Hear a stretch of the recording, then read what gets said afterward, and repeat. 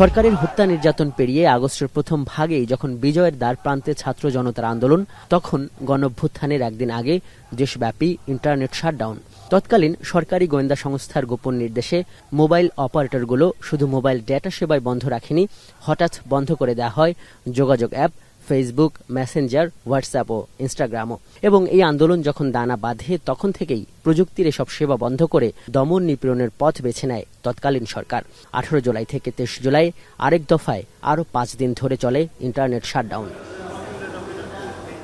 এসব মানবাধিকার লঙ্ঘনের ঘটনায় এক ধরনের কেন্দ্রবিন্দু হয়ে উঠেছিল যে জাতীয় টেলিকমিউনিকেশন মনিটরিং সেন্টার এনটিএমসি। এটি আলোচনায় আসে সাবেক মহাপরিচালক জিয়াউল আহসান গণহত্যার মামলায় গ্রেপ্তারের পর।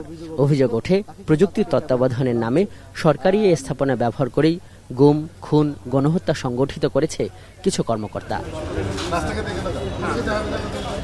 আন্তর্জাতিক অপরাধ আদালতে যখন গণহত্যার অপরাধ প্রমাণে নানা ধরনের তদন্ত চলছে, তখন প্রয়োজন পড়ে টেলিকমিউনিকেশন পর্যবেক্ষণ সংস্থাগুলোর ডাটা পরীক্ষারও। বৃহস্পতিবার বিশেষজ্ঞ পর্যায়ের একটি শুনানিতে কল রেকর্ড সহ বিপুল তথ্য ভান্ডার, এনটিএমসি ও বিটিআরসির ডাটা সংরক্ষণের জন্য অনুমতি চাওয়া হয়, যার প্রেক্ষিতে জুলাই-আগস্ট মাসের ডাটা সংরক্ষণের নির্দেশ দেন আদালত। জুলাই-আগস্টের এই তথ্যগুলোর ব্যাপারে তাদের কম্প্রিহেন্সিভ ইনভেস্টিগেশন করে তারপরে অ্যানালাইজ করা তাদের network system device, IT log, sys log and other relevant digital footprints, এগুলোর ব্যাপারে যাতে তদন্ত কাজে তারা সাহায্য করেন সেই ব্যাপারে তাদেরকে একটা নির্দেশনা দিয়েছেন।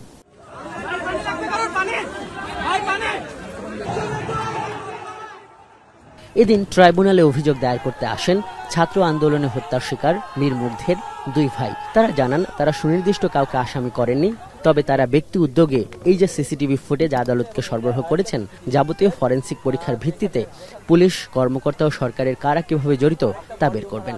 সুপিরিয়র প্রাইম মিনিস্টারের কাছে যায়, সেটা আমরা আসলে সবাই জানি।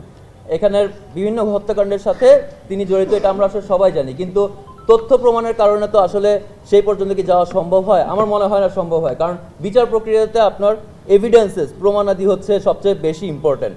এর আগে লক্ষ্মীপুর জেলা জামায়াতের নায়েবে আমির ডাক্তার ফয়েজ আহমেদকে নিজ বাসায় গুলি করে হত্যার ঘটনায় শেখ হাসিনা, সাবেক সামরিক উপদেষ্টা তারেক আহমেদ সিদ্দিকী সহ 41 জনের বিরুদ্ধে আন্তর্জাতিক অপরাধ ট্রাইব্যুনালে অভিযোগ দায়ের করেন তার 2 ছেলে। মানবতা বিরোধী একটা হত্যাকাণ্ড, কারণ একজন চিকিৎসক যার বিরুদ্ধে কোনো অভিযোগ ছিল না, ওনার বিরুদ্ধে কোনো থানায় বিরোধী দলও কোনো অভিযোগ করেনি কখনো, সেই ধরনের একজন জনপ্রিয় চিকিৎসককে শুধুমাত্র রাজনৈতিক উদ্দেশ্যে প্রশাসনিক বাহিনী দিয়ে এরকম একটি হত্যাকাণ্ড করা, ভিন্ন মতকে দমন করার জন্য যে প্রচেষ্টাগুলো বিগত সরকারের, হাসিনার সরকার যা করে দিয়ে আসছে, তারই একজন ভিকটিম ছিলেন আমার পিতা ডাক্তার ফয়েজ আহমেদ।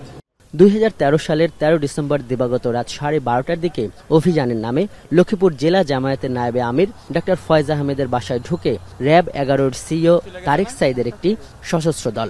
অভিযোগে বলা হয়, তার দোতলা বাসভবন থেকে তাকে ছাদে নিয়ে আঘাত করে গুলি করে ছাদ থেকে ফেলে দেওয়া হয়। আজহার লিমন, এখন, ঢাকা।